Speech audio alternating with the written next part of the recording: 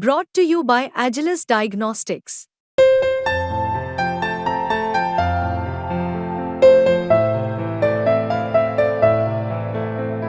Agilus Diagnostics.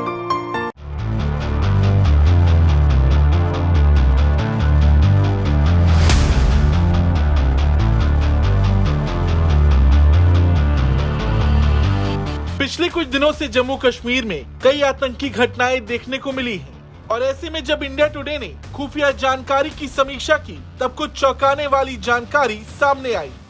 खुफिया report से मालूम पड़ता है कि जम्मू क्षेत्र में सुरक्षा बलों को निशाना बनाकर हाल ही में हुए आतंकवादी हमलों के पीछे पाकिस्तान की सेना का हाथ होने की संभावना है। हालांकि ये खबर उतनी भी चौंकाने वाली इसलिए नहीं है क्योंकि पाकिस्तान हमेशा से इस क्षेत्र में आतंकियों का खुलकर समर्थन करता रहा है।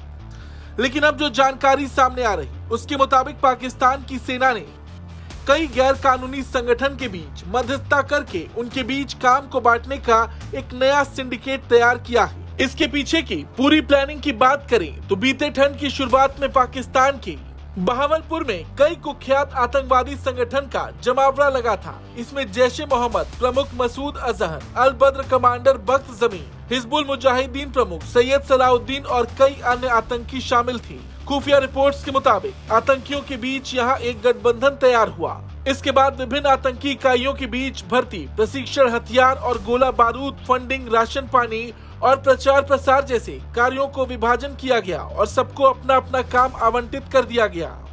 चुनाव से पहले जम्मू कश्मीर में जो खून बह रहा है उसके पीछे पाकिस्तान का ये नया आतंकी मंत्रिमंडल जिम्मेदार है और इसके बारे में आप यहाँ जान सकेंगे। अफगानिस्तान में आतंक से जुड़े काम को अंजाम देने का अनुभव रखने वाला बख्त जमीन खान एक अनुभवी आतंकवादी है।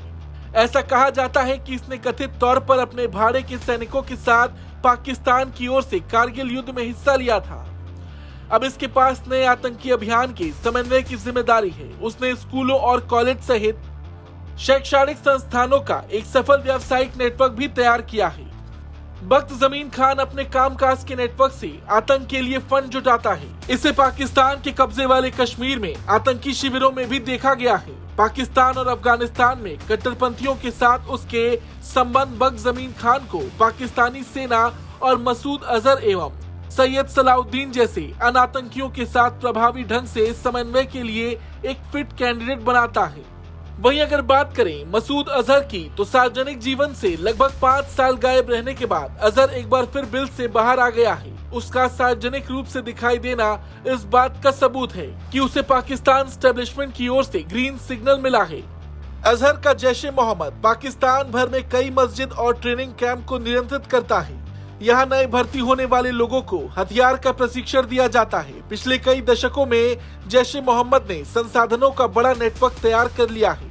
इसके अलावा अगर बात करें तो हिजबुल मुजाहिदीन का संस्थापक सैयद सलाउद्दीन कई दशक से कश्मीर में उग्रवाद का चेहरा बना हुआ है। हालांकि समय के साथ बड़े पैमाने पर हमला करने की उसकी क्षमता में कमी आई है और पाकिस्तान के अलग अलग जगहों के अलावा वो पीओके की लगातार यात्राएं करता है। इन यात्राओं का मकसद युवाओं की भर्ती करना है जिसे बाद में भारत में आतंकी हमलों को अंजाम देने के लिए ट्रेन किया जाता है। और अब पाकिस्तानी सेना के साथ मिलकर अजहर और खान के साथ सलाउद्दीन आतंकी सिंडिकेट को बढ़ावा दे रहा है। हालांकि इन आतंकियों के अलावा सैफुल्लाह साजिद जट, शेख जमील उर रहमान, फरतुल्लाह घोरी, सजाद गुल, फारूक कुरैशी जैसे तमाम आतंकी इस सिंडिकेट से जुड़े हैं। पाकिस्तान भारत के खिलाफ इन आतंकियों का इस्तेमाल कर रहा है मगर भारत भी पाकिस्तान की हरकतों से वाकिफ है। पाकिस्तान और उसके पाले हर एक आतंकी का वही हाल होगा जो होते आया है। ब्यूरो रिपोर्ट, भारत तक।